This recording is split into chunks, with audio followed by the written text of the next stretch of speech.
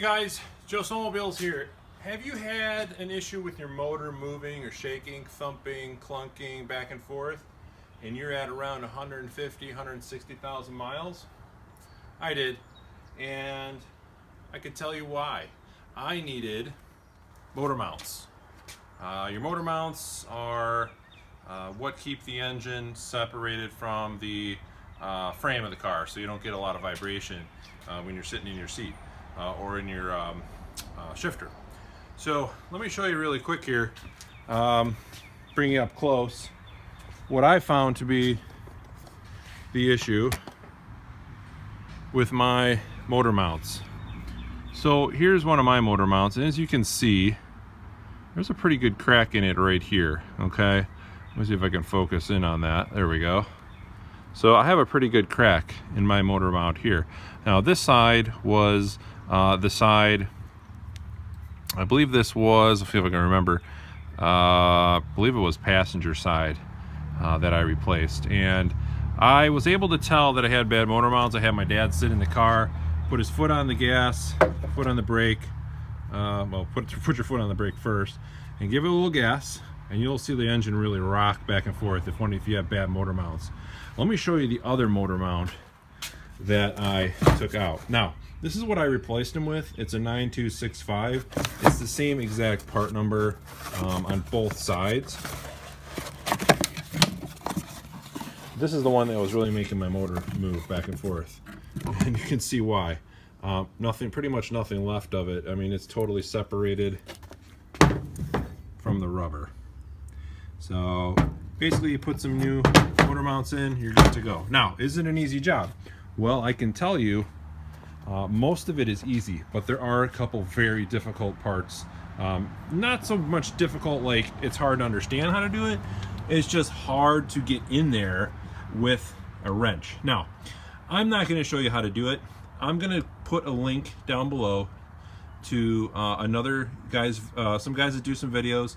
They're really good. I like their video. It helped me.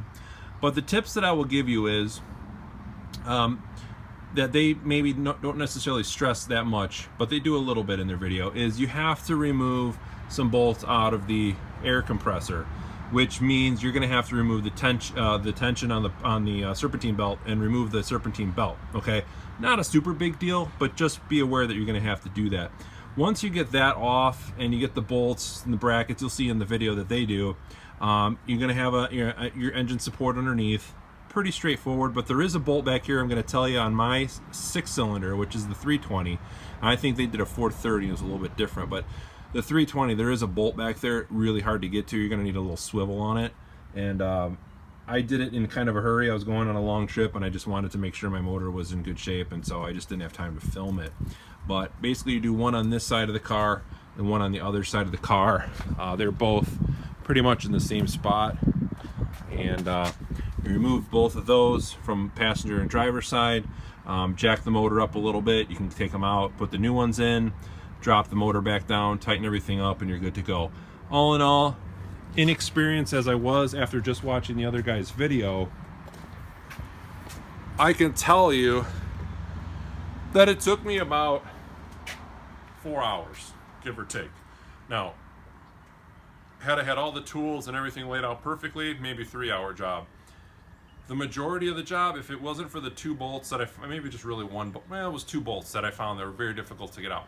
Eliminate those, and the job, I kid you not, might have taken me an hour tops, which is shocking for a motor mount job, which probably would have cost you a couple grand at Mercedes. So anyways, just hope that helps you guys. Check for bad motor mounts. This one was on its way out, cracking all over. This one completely shot. And that's why your engine moves. Now, how can you tell another way? Well, I noticed that if I put it in neutral, the motor wouldn't shake so much. I put it in drive, and the thing just really shake. You could feel it all through the car. And so you don't want that to go too far, otherwise you can damage other parts. But anyways, I bought the Anchors 9265. I'll link the description in the video below. Thanks again for watching, guys. If you have any questions, post them in the comments below. Don't forget to click the notification button, which is that little bell when you subscribe. Otherwise, you won't get my videos when I do post them. And I'll continue to try posting videos this summer.